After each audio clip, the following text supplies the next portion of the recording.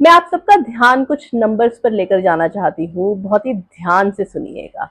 भारत में approximately 68,181 registered coaching centres हैं, जिसमें से सबसे ज्यादा कोचिंग सेंटर्स उत्तर प्रदेश में हैं, लगभग 11,144।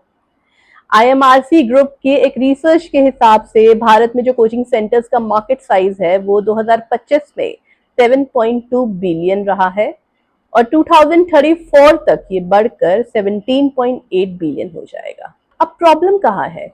भारत की जो कोचिंग इंडस्ट्री है उसका एस्टिमेटेड मार्केट साइज आप सबके सामने है, मगर इस पूरी इंडस्ट्री की सबसे बड़ी कहानी पैसा नहीं है। इस पूरी इंडस्ट्री की सबसे बड़ी कहानी है हमारे देश का एजुकेशन सिस्टम।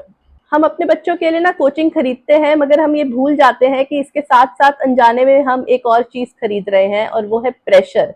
तो प्रॉब्लम यहाँ पर है।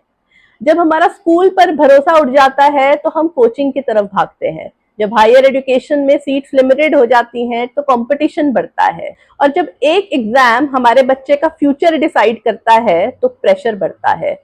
और जब पेरेंट्स को लगता है ना कि अगर हमारा बच्चा पीछे रह गया तो क्या, तो उस सिचुएशन में कोचिंग जो है एक चॉइस नहीं रहती, मजबूरी बन जाती है।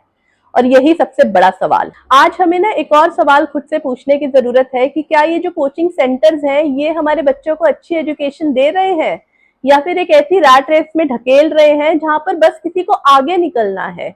आज ना बहुत से बच्चों के लिए स्कूल की जो एजुकेशन है वो सेकेंडरी हो गई और कोचिंग सेंटर जो है वो उनका असली स्कूल बन गया है। और यहाँ हमें एक कदम पीछे जाने की जरूरत है और खुद से पूछने की जरूरत है कि आखिर ऐसा एजुकेशन सिस्टम हमने बनाया ही क्यों, जहां पर एक स्कूल के साथ साथ दूसरा स्कूल हमें खरीदना पड़ रहा है, जहां एक एग्जाम हमारे बच्चों की पूरी जिंदगी का फैसला कर रहा है। क्योंकि अगर हमारा एजुकेशन सिस्टम बच्चे को सीखने से ज्यादा दौड़ना सिखा रहा है ना, तो प्रॉब्लम बच्चे में नहीं है, प्रॉब्लम उस रेस में है, प्रॉब्लम एजुकेशन सिस्टम में है।